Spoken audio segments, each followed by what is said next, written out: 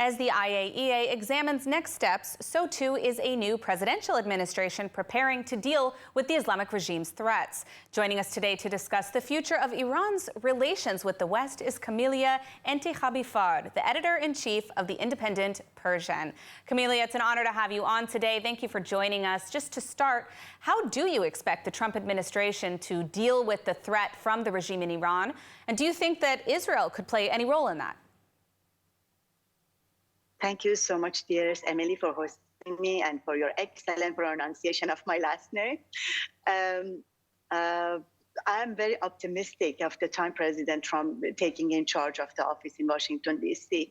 We have the experiences of him being in power, and we saw that how has he dealt with the Islamic Republic at that time. I believe that President Trump is looking for a very comprehensive agreement, as he said that back to almost 8 years ago to the regime. He gave them time. He extended Iran nuclear deal for 3 times, and he waived the restriction were on Iran over some of the sanctions. And when they didn't agree to sit and talk with President Trump face to face, then he withdrew from Iran nuclear deal. That it gives me the sense President Trump is a man of a good negotiation. He is looking for the interest of the Iranian and for the interest of the United States. And I believe he would having the same path with the Islamic Republic, inviting them for the negotiations and to see what the comprehensive agreement can have, and that can be much wider than Iran nuclear deal.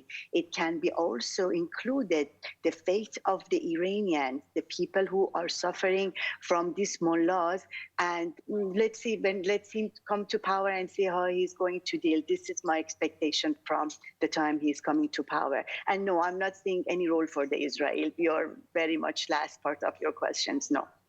We've heard some of the Trump appointees and Trump himself state that only the people of Iran can carry out a regime change. I'm wondering, what's your take on that? Do you agree? And if so, what could be the role of the West in supporting, of course, not forcing a regime change?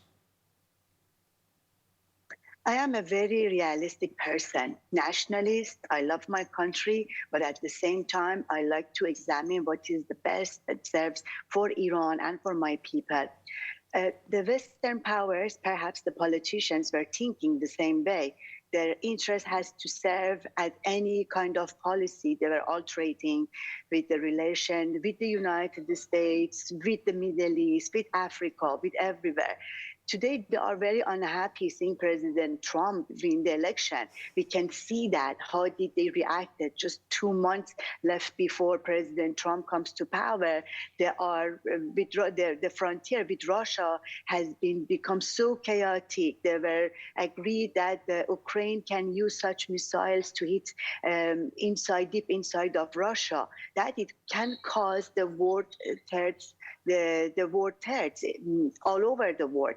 And with Iran too, you just air a program about Mr. Ghorousi's, and also Vienna talks over Iran has been punished over extra sanctions, and also Iran may be threatening to withdraw from letting the inspectors visiting Iran nuclear sites. Why, Emily? Ask yourself, why there has to be that this very short time before Trump comes to power, the European put such a pressure on Iran?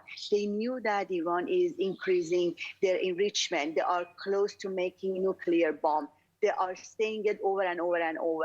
Why they didn't take a more serious action 2 years ago when Mahsa revolution was on and Iranians were so much willing for their support? Because they didn't serve their interest. Now this extra pressure on Iran serve their interest because they want to cut the hand of President Trump's negotiation. Of course, of course. And I think also when it comes to Europe, it's important to note that in the big picture, there's potential for an even greater future the day after this regime. Well, let's hope for a better policy change. Unfortunately, we are out of time, but I want to thank you so much for joining us today. Thank you, Emily.